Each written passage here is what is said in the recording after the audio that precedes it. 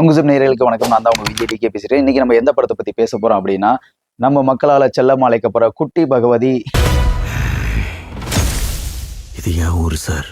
அந்த படத்துக்குள்ள போறதுக்கு முன்னாடி நம்ம ஒரு விஷயத்த சொல்ல வருவோம். இந்த போஸ்டர்ல என்ன இருக்குன்னா, ஒரு ஷார்ட் ஃபிலிம் ஃபெஸ்டிவல். இது யார் நடத்துறோம்னா நம்ம தான் நடத்துறோம். இதை பத்தி தெளிவா நம்ம நிறைய வீடியோலையும் நிறைய போஸ்டர்ஸ்லையும் சொல்லியிருக்கோம். இருந்தாலும் இப்போ நான் சொல்றேன், ஏன்னா இதுக்கான நாள் நெருங்கிடுச்சு. நம்ம அங்குசம் சினிமா நடத்தக்கூடிய ஒரு மிகப்பெரிய ஒரு ஷார்ட் ஃபிலிம் ஃபெஸ்டிவல் தான் இந்த ஈவெண்ட் நம்ம திருச்சியில் ஒரு முக்கியமான லொகேஷன் தான் நடத்த போகிறோம்.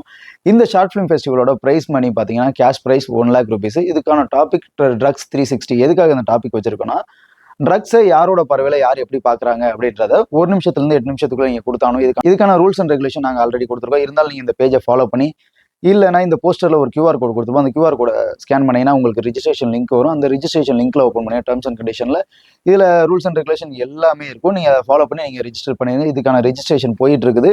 மறந்துடாமல் ரிஜிஸ்டர் பண்ணுங்க. இதில் லிமிடெட் சீட்ஸ் மட்டும்தான், ரொம்ப அதிகமான நபர்கள் இதில் ஏற்றுக்கொள்ளப்படாது. அப்புறம் குறிப்பாக டியர் ஃபிலிம் மேக்கர்ஸ், உங்களுக்கு எங்கேயுமே சிறந்த அங்கீகாரம், ஒரு சிறந்த மேடை கிடைக்கல அப்படின்ற ஒரு வருத்தம் இருந்துச்சுன்னா அதை பற்றி கவலைப்பட வேணாம். நம்ம அங்குசம் சினிமா உங்கள் எல்லாருக்குமே ஒரு சிறந்த அங்கீகாரத்தையும் சிறந்த மேடையும் தரப்போது.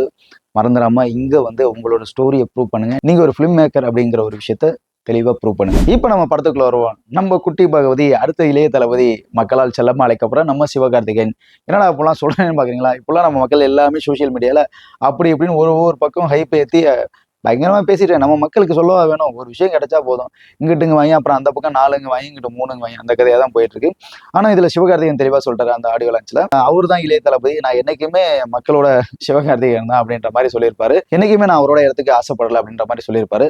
சரி, இதெல்லாம் இருக்கட்டும். இப்ப நம்ம படத்துக்குள்ள வருவோம். இந்த படம் AR முருகதாஸோட கம்பேக். அப்புறம் துப்பாக்கி பார்ட் 2 துப்பாக்கியே மிஞ்சிரும் அப்படின்ற அளவுக்குலாம் நிறைய ஹைப் ஏற்றிருக்காங்க. நான் அந்த அளவுக்குலாம் இந்த படம் பெருசாலாம் இல்லை, ஆனா நல்லா பண்ணியிருக்காங்க. AR முருகதாஸ் டைரக்ஷன்ல சிவகார்த்திகேயன் நடிச்ச இந்த படம் தான் மதராசி. இந்த படத்தை மியூசிக் பண்ணியிருக்காரு யாருன்னு பாத்தீங்கன்னா அனிருத் மியூசிக் பண்ணியிருக்காரு.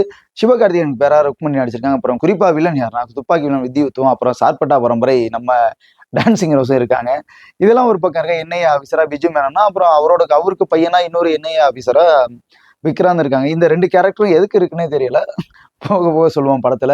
சரி, ஓகேவா? படத்துல ஸ்டோரி எப்படி இருக்கு அப்படின்னா, ஓகே, படம் ஓரளவு எல்லாரும் ஃபேமிலியோட போய் பாக்குற அளவுக்கு தான் இருக்கு. ரொம்ப போருன்னு சொல்ல முடியாது, மொக்கன்னு சொல்ல முடியாது. சிவகார்த்திகேயன் ரொம்ப அழகா பண்ணியிருக்காரு. AR முருகதாஸும் ரொம்ப அழகா படத்தை டைரக்ட் பண்ணியிருக்காரு. மற்ற டைரக்டர்ஸ் படம் எடுக்கிறாங்கன்னா அவங்களோட பார்வை வேற, இவரோட பார்வை வேற. ஏன்னா எப்படியா இருந்தாலும் AR முருகதாஸ் ஒரு படம் எடுத்தாருன்னா அந்த படத்துல ஒரு ஸ்ட்ராங்கான ஒரு மெசேஜை கொடுத்துட்டு தான் வரும். அது மாதிரி இந்த படத்துல ஒரு ஸ்ட்ராங்கான ஒரு மெசேஜ் கொடுத்துருக்காரு.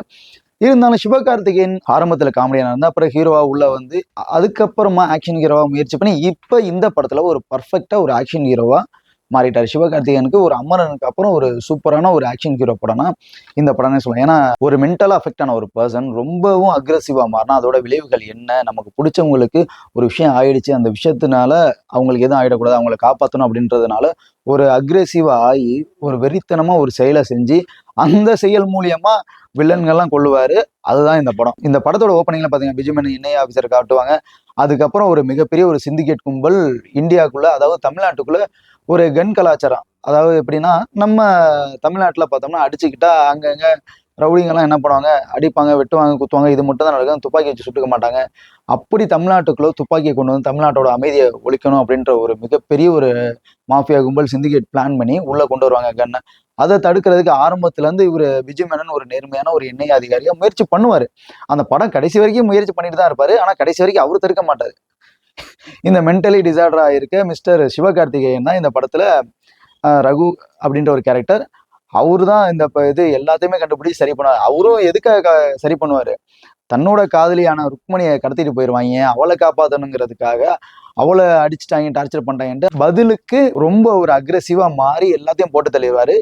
கடைசியில முடிச்சுட்டு எல்லாத்துக்கும் காரணம் அவர் தான்ற மாதிரி NIA ஆஃபீஸர் பிஜு மேனன் சொல்லிட்டு போயிடுவார். ஸோ ஆரம்பத்துல இருந்து பிஜு மேனன் அடி அடி அடி அடின்னு அடி வாங்கிட்டு தான் இருப்பாரு. திருப்பி அடிப்பாருன்னு பார்த்தா இந்த NIA டீம் எப்பதான் அடிப்பாங்கன்னு பார்த்தா கடைசி வரைக்கும் அடிக்க மாட்டாங்க. இதுல எதுக்கு NIA டீம்னு ஒரு விஷயம் இருந்துச்சுன்னே தெரியல. மற்றபடி சிவகார்த்திகேயன் அவரோட ரோலை நல்லா அழகா பண்ணியிருக்காரு. ஒரு பர்ஃபெக்ட் ஆக்ஷன் ஹீரோவா இருந்திருக்காரு. ருக்மணி அதே மாதிரி அவருக்கு ஏத்த மாதிரி ஒரு பேர் கொடுத்துருக்காங்க. எதுக்காக அவருக்கு ஏத்த மாதிரி ஒரு பேர்னா, எல்லா படத்துலயும் ஒரு லவ் அப்படின்ற ஒரு சீக்வன்ஸ் கொண்டு போனா ஒரு மாதிரி போரா கொண்டு போயிடுவானுங்க. ஆனா இந்த படத்துல ஒரு லவ்ன்ற ஒரு விஷயம் ஸ்டார்டிங்ல கொஞ்சம் ஒரு மாதிரி கொஞ்சம் போருன்ற மாதிரி காட்டினாலும் போக போக போக போக இந்த லவ்வை வச்சுதான் இந்த படமே இருக்கு அப்படின்ற மாதிரி காட்டியிருப்பாங்க. ஒரு வெறுப்பே ஏத்தாம ஒரு போரே அடிக்காம ஒரு லவ் சீன் போனிச்சுன்னா இந்த படத்துல மட்டும்தான் அப்படின்னு சொல்லலாம் நம்ம. இந்த படம் ஸ்டார்டிங்கில் ஃபர்ஸ்ட் ஹாஃப் பார்த்தோம்னா ஓகே அப்படின்ற மாதிரி தான் இருக்கும். ரொம்ப ஹைப் ஏற்றாமையும் ஒரு அளவு நார்மலாக போயிட்டு இருக்கும். அதே மாதிரி இன்டர்வல் பிளாக்கு நல்லா இருக்கும். 3 பேருமே ஒரு கான்ஃபரன்ஸில் பேசுகிற ஒரு சீக்வன்ஸு, அப்புறம் சிவகார்த்திகேயனோட டைலாக்கு எல்லாமே நல்லாயிருக்கும். அதுக்கப்புறம் செகண்ட் ஹாஃப் பார்த்தோம்னா அது நல்ல விறுவிறுப்பாக போகும். ஆனால் இந்த படத்தில் எல்லாமே நம்ம பார்த்தோம்னா என்ன இருக்கும் அப்படின்னா, நம்ம ஈஸியாக அனலைஸ் பண்ணுற அளவுக்கு, ஈஸியாக கண்டுபிடிக்கிற அளவுக்கு தான் இருக்கும். இதில் எதுவும் புதுசாக ஒரு ஸ்க்ரீன் பிளேவோ இல்லை புதுசாக ஒரு டைரக்ஷன் பண்ணுற அளவுக்கோ எதுவுமே பண்ணல. எல்லாமே நம்ம பழைய படங்களில் பார்த்த ஒரு விஷயங்கள் தான் நிறையாவே இருக்குது. மற்றபடி ஈஸியாக கெஸ் பண்ணுற விஷயம் தான். படம் போர் அடிக்காமல் போகுது, நீங்கள் ஃபேமிலியோட போய் பார்க்கலாம். அவங்களுக்கு கொடுத்த ரோலை ரொம்ப அழகாக பண்ணியிருக்காங்க. குறிப்பாக அந்த படத்தில் சினிமோட்டோகிராஃபர்ஸ் ரொம்ப அழகாக பண்ணியிருக்காங்க. அதை விட ரொம்ப முக்கியம் என்னன்னா, பேக்ரவுண்ட் மியூசிக்கு ஓப்பனிங்லாம் நல்லா பண்ணியிருக்காங்க. இது வித்தார்த்தோட ஃபைட் சீக்வன்ஸ்லாம் எப்பா சொல்லவே தேவையில்ல. ஹீரோக்கு மட்டுமா வில்லனுக்கும் பயங்கரமாக கொடுத்துருக்காங்க. இதில் ஸ்டண்ட் மாஸ்டர் ஸ்டண்டிங்லாம் வேற லெவலில் இருக்குது. அதெல்லாம் குறை சொல்ல முடியாது. மற்றபடி இந்த படம் டெக்னிக்கலாகவும் ஓகே, லாஜிக்கலாகவும் பார்த்தீங்கன்னா அங்கங்கே சில விஷயங்கள் லாகில் இருக்குது. லாஜிக்கல் பார்த்தா சில விஷயத்தில் படமே பார்க்க முடியாது. ஏன்னா இந்த படத்தில் லாஜிக்கல் மிஸ்டேக் இருக்குது, டெக்னிக்கல் மிஸ்டேக் அங்கங்கே 1-2 இருக்குது. இதெல்லாம் நீங்கள் கவனிச்சாலும் சரி, கவனிக்காட்டி சரி, படம் ஓரளவு நல்லா இருக்குது. சிவகார்த்திகேயன் அவர் கொடுத்த ரோலை நல்லா அழகாக பண்ணியிருக்காரு. அவர் இந்த படத்தில் ஒரு மதராசி, அதாவது ரகு ஒரு மிகப்பெரிய ஒரு ஆக்ஷன் ஹீரோவாக மாறின மாதிரி, சிவகார்த்திகேயன் மற்ற படத்தை கம்பேர் பண்ணுவோம் இந்த படத்தில் ஒரு முழுக்க ஒரு பர்ஃபெக்டான ஒரு ஆக்ஷன் ஹீரோ மாறிட்டாரு. அவருக்கு ஒரு ஃபைட் சீக்வன்ஸ் பார்த்தோம்னா ரொம்ப அழகாக இருக்குது. ரொம்பவுமே எந்த ஒரு விஷயத்துலையுமே மற்ற சீன்ஸ் போர் அடித்தாலும் வில்லனுக்கு கொடுக்குற ஃபைட் சீக்வன்ஸாக இருக்கட்டும், சிவகார்த்திகேயன் கொடுக்குற ஃபைட் சீக்வன்ஸாக இருக்கட்டும், இந்த ஃபைட் சீக்வன்ஸ் மட்டும் எப்பயுமே போர் இல்லாமல் போயிட்டு இருக்கு. நீங்கள் ஃபேமிலியோட போய் பார்க்கலாம். அந்த அளவுக்கு ஒரு ஆபாசமான காட்சிகள்லாம் கிடையாது. அங்கங்கே வெட்டு குத்து துப்பாக்கி இது மாதிரி தான் விஷயங்கள் இருக்கும். மற்றபடி படத்தில் ஒரு ஆபாசமான சீனோ கொஞ்சம் ரொம்ப அதிகமான ரத்தம் தெரிக்கிற அளவுக்குலாம் இருக்காது. ஒரு மினிமம் ரேஞ்சில் இருக்கும். ஆனால் நான் ஸ்டார்டிங்கில் சொன்ன மாதிரி இந்த படத்தில் என்ஐஏ ஆஃபீஸர்ஸ் எதுக்கு இருக்காங்க, போலீஸ்காரங்க எதுக்கு இருக்காங்கன்னே தெரியாது. ஆனால் இந்த படத்தில் முழுக்க முழுக்க கண்டுபிடிக்கிற யாருன்னு பார்த்தீங்கன்னா மென்டல் அஃபெக்டான இந்த ரகு தான் தன்னோட காதலியை கண்டுபிடிக்கிறதுக்காக எல்லா வில்லன்களையும் அடிச்சு தள்ளி மொத்தமாக போட்டு தள்ளிடுவாரு. அதுக்கப்புறம் நம்ம என்ஐஏ ஆஃபீஸர் சொன்ன மாதிரி தான் பிஜு மேனன் இது எல்லாத்துக்கும் நம்ம காரணம்ல அவர் தான்ட்டு படத்தை முடிச்சிருவாங்க. ஸோ நீங்களும் ஃபேமிலியோட போய் இந்த படத்தை பாருங்க. நம்ம மீண்டும் அடுத்த ஜில்லியன் சினிமா ஷோல உங்களை சந்திக்கும். நான் உங்கள் விஜய். Tata bye by.